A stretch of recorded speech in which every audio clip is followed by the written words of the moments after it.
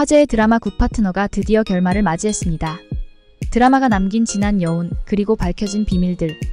정우진의 출생의 비밀부터 차은경의 결혼과 일의 끝과 다시 봄의 시작, 한유리의 성장이 모두 드러났죠. 그리고 김지상의 마지막 등장까지. 이혼한 부모에게 자녀를 위한 현실적인 대안이 무엇인지를 생각해보는 최종회였습니다. 하지만 궁금증도 남아있는데요. 정우진의 친어머니는? 내연녀 5명의 사건은? 정우진은 차은경을 좋아하지만 고백하지 않는 이유는 무엇일까요? 그리고 우리의 바람대로 시즌2는 나올 수 있을까요? 모든 궁금증 리뷰 시작합니다. 안녕하세요, 디무비입니다. 구독과 좋아요는 사랑입니다. 1년 후 한층 성장해진 차은경과 한유리의 모습이 나오죠. 다시 봄을 차린 차은경은 잘나가는 대표 변호사가 됐고, 한유리는 신입 변호사 이한나를 맞이하죠. 이한나는 최선을 다하겠다며 포부를 드러내죠. 차은경의 조언대로 차와 시계를 챙기라고 말하는 한유리에게 대중교통을 이용하겠다고 말하는 신입 변호사님. 요즘 MZ세대답게 본인의 할 말은 바로바로 하네요. 드디어 정우진의 출생의 비밀이 드러났습니다. 오대규가 결혼하기 전 생긴 아들이었죠. 27년 전 홀로 짐가방과 주소지를 손에 들고 아버지 집을 찾아온 정우진 표정만 봐도 얼마나 힘든 일인지 알 수 있었습니다. 정원에 마주한 세 사람. 그들은 어떤 감정이 들까요? 오대규는 생각지 못한 자식의 등장으로 정우진을 마주한 첫 장면에서 얼굴을 돌리죠. 오대규의 부인은 앞으로 숙모라고 불러라며 자신의 입장을 정확히 밝히며 거리감을 드러내죠. 정우진은 이제껏 본 적 없는 아버지와 숙모를 부모로 대해야 하는 이런 상황이 어린 나이도 아닌 예민한 중학생 나이이기에 더욱 힘들었을 것 같아요. 법정에서 나도 모르게 갑자기 생긴 자식인데 어떻게 해? 라는 말을 서슴없이 하는 오대규. 정우진이 마음의 상처를 받고 자랄 수 있는 환경에서 정우진의 부드러운 성품을 보면 새어머니인 숙모가 정우진을 자식처럼 대했다는 걸 알 수 있죠. 그러기에 좋은 성품으로 잘 크신 것 같아요.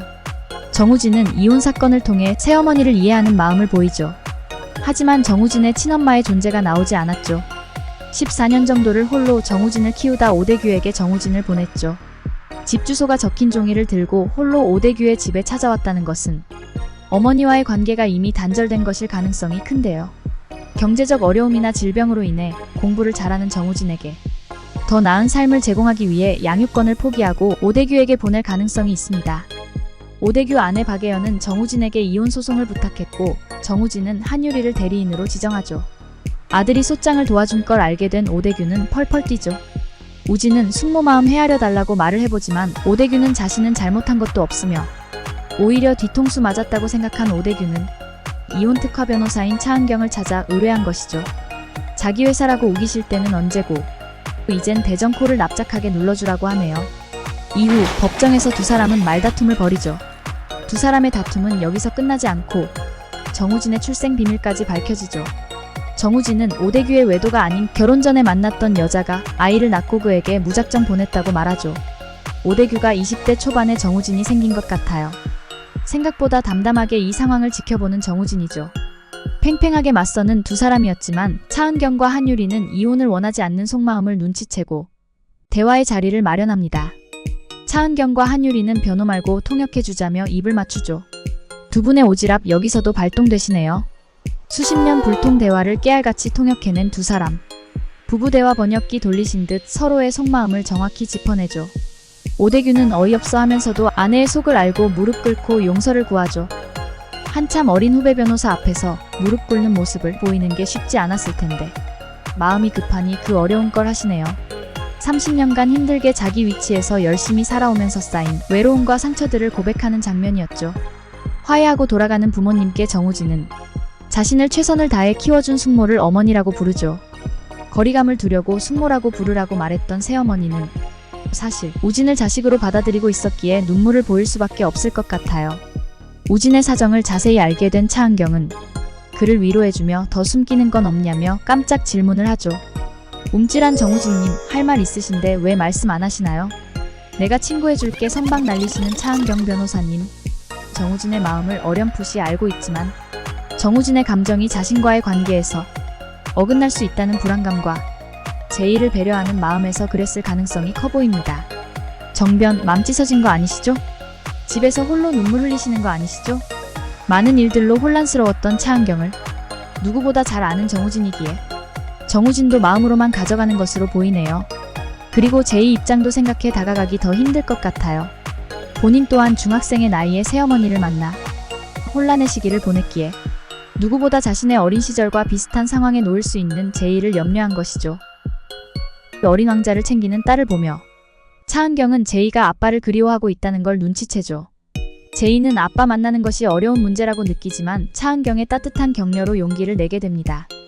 차은경은 제이에게 섣불리 연락하기 어려워 기다리고만 있던 김지상에게 제이와 만나볼 것을 권유하죠. 차은경은 아빠 이야기를 꺼내며 솔직하게 엄마는 아빠를 용서 못할 수도 있다고 이야기합니다. 제이는 아빠를 용서해도 되고 안 해도 된다며 아빠 자체를 만나 즐거운 시간을 보내라고 따뜻하게 격려를 하죠. 이혼의 완성이란 무엇일까요? 아이가 다시 웃게 하는 것, 부모에게 동등하게 사랑받는 환경을 만들어주는 것.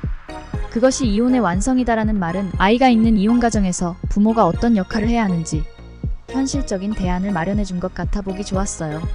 이혼으로 가장 상처를 받는 것도 아이들이기 때문이죠.